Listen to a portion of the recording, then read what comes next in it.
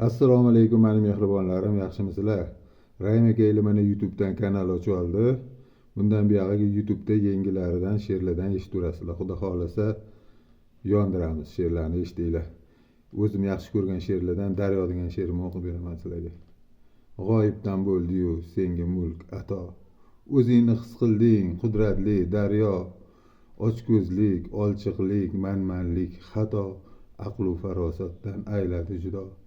Parvo ham qilmading, sel bo'lib oqqan, begunoh yoshlarga termilib boqqan, umidli ko'zlarga boqding, behayo, baxt faqat sen uchun kulgandek go'yo.